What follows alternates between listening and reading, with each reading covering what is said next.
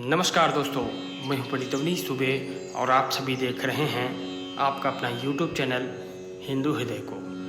दोस्तों, आज मैं आप सभी को पूर्णमासी की व्रत कथा सुनाने वाला हूं। वीडियो शुरू करने से पहले अगर आप सभी मेरे इस चैनल पर नए हैं तो कृपया इस चैनल को सब्सक्राइब करें और बेल आइकन की घंटी को जरूर प्रेस करें। दोस्तों, द्वापर युग में एक समय की बात है कि यशोदा जी ने कृष्ण से कहा, हे कृष्ण, तुम सारे संसार के उत्पन्नकर्ता, पोषक तथा उसके संहार करता हो। आज कोई ऐसा व्रत मुझसे कहो जिसके करने से मृत्यु लोक में स्त्रियों को विधवा होने का भय न रहे तथा यह व्रत सभी मनुष्यों की मनोकामना पूर्ण करने वाला हो। भगवान श्री कृष्ण कहने लगे, हे माता, तुमने अति सुंदर प्रश्न किया है।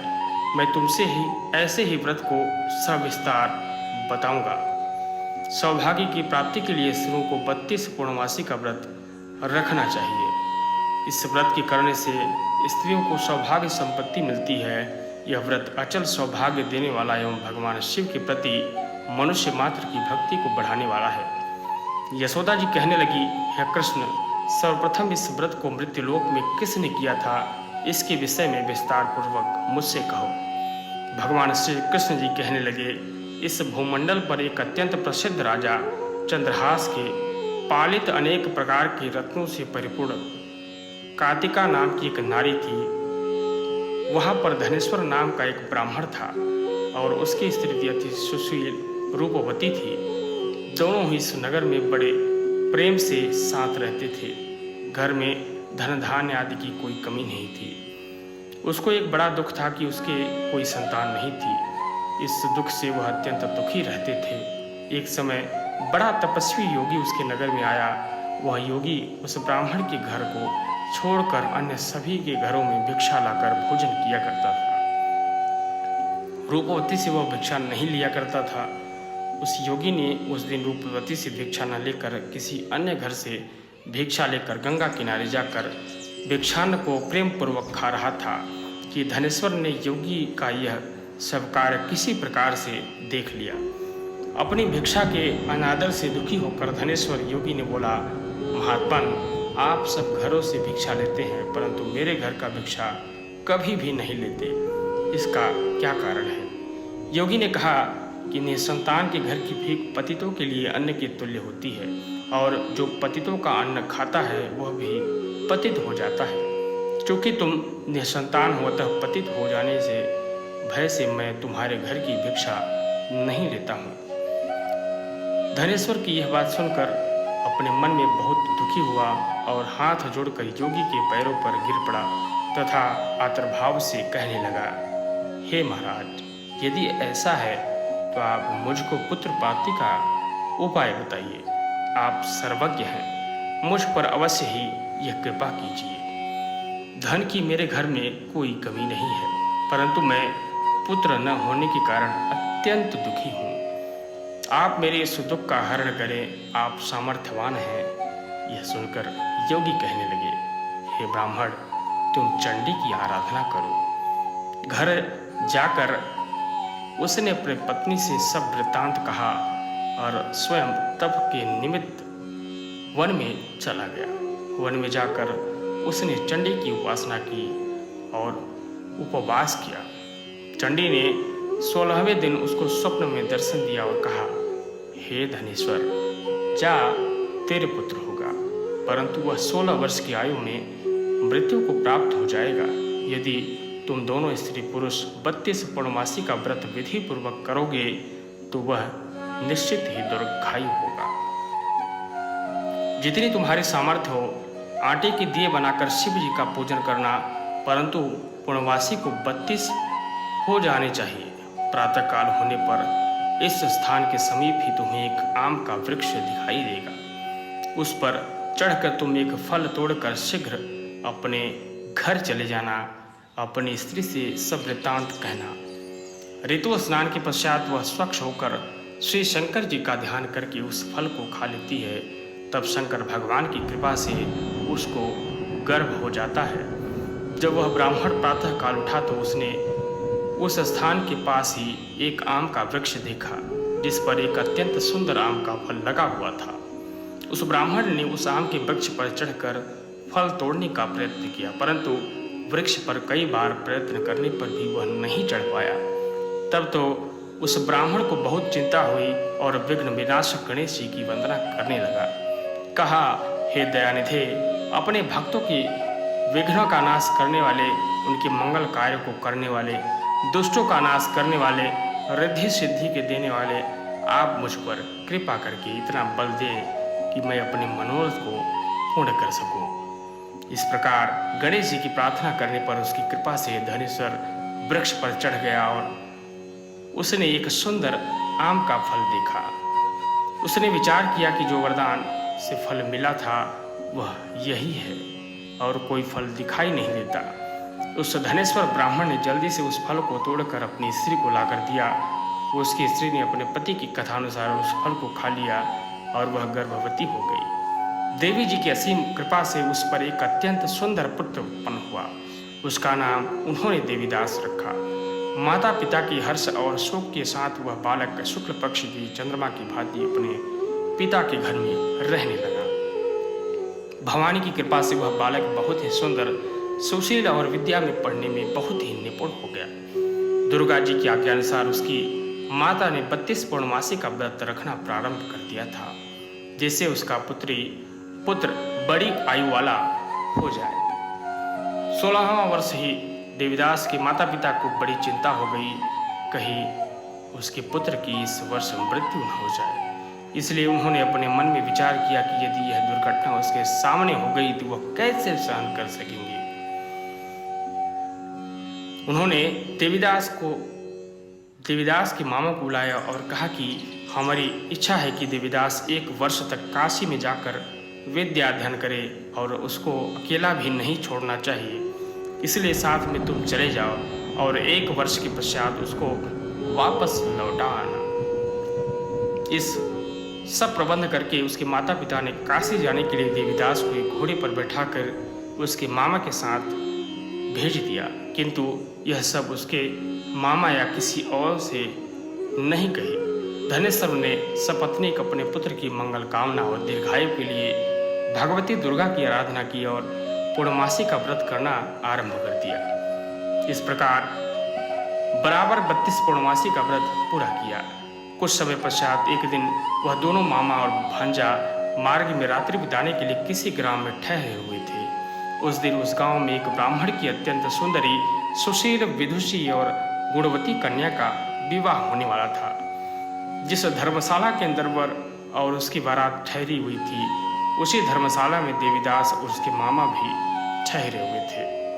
संयोगवश कन्या को तेल आदि चढ़ाकर मंडप आदि का कृत्य किया गया, तो लग्न के समय वर को धनुर्वात हो गया। अस्तु वर के पिता ने अपने कुटुंबियों से परामर्श करके निश्चय किया कि यह देवीदास मेरे पुत्र जैसा ही है, मैं इसके साथ ही लग्न करा दूं और बाद में विवाह के अन्य कार्य में मेरे लड़की के साथ हो जाएगा।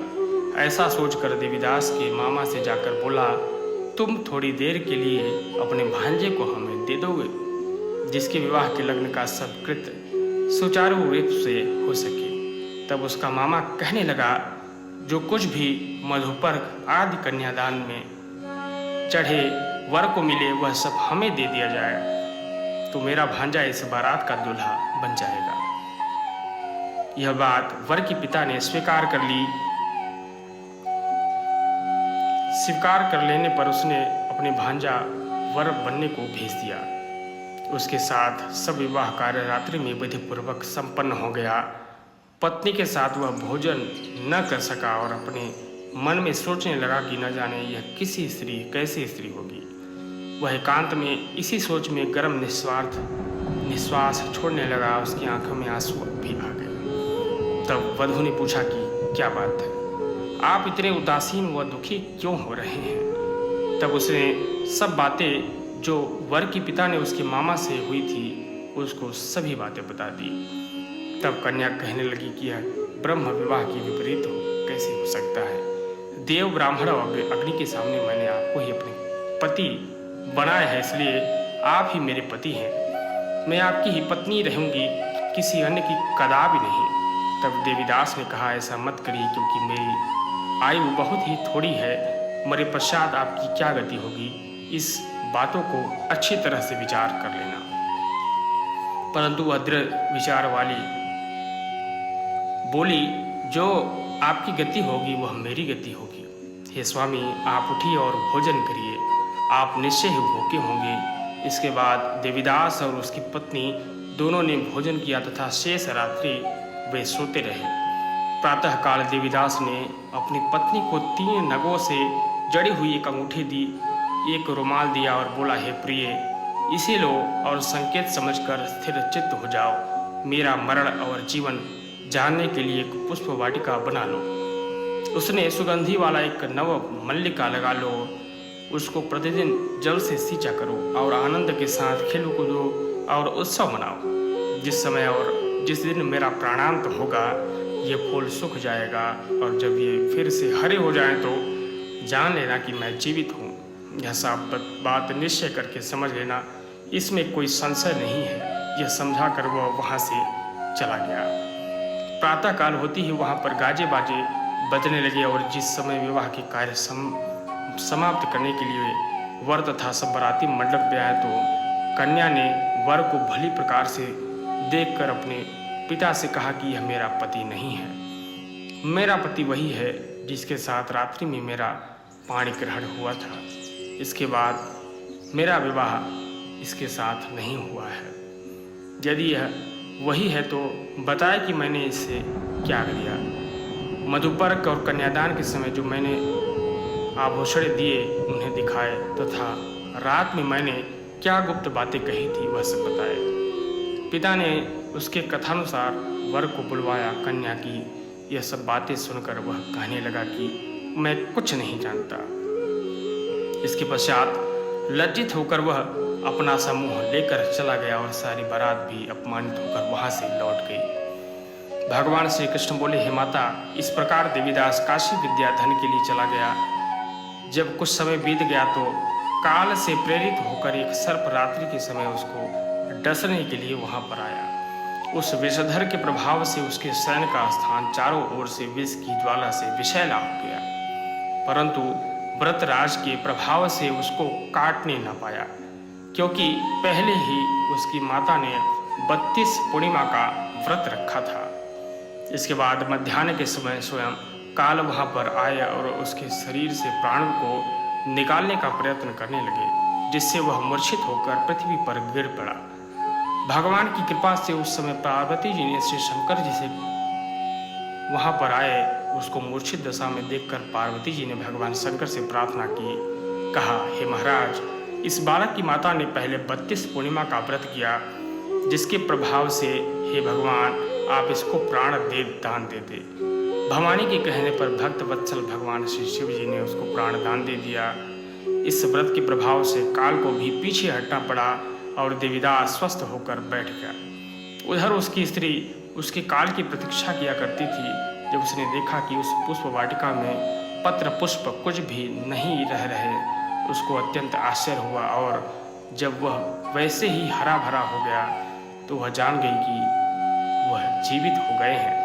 यह देखकर वह बहुत प्रसन्न मन से अपने पिता से कहने लगी कि पिताजी, मेरे पति जीवित हैं, आप उनको ढूंढिए। जब 16वां वर्ष व्यतीत हो गया तो देवीदास भी अपने मामा के साथ काशी से चल दिया। इधर उसे ससुर उसको ढूंढने के लिए अपने घर से जाने वाले ही थे। वह दोनों मामा भांजा वहां पर आ गए। उसको आया देखकर उसका ससुर बड़ी प्रसन्नता के साथ अपने घर में ले आया। उस समय नगर के निवासी भी इकट्ठा हो गए और सब ने निश्चय किया कि अवश्य ही इस बालक के साथ इस कन्या का विवाह हुआ था।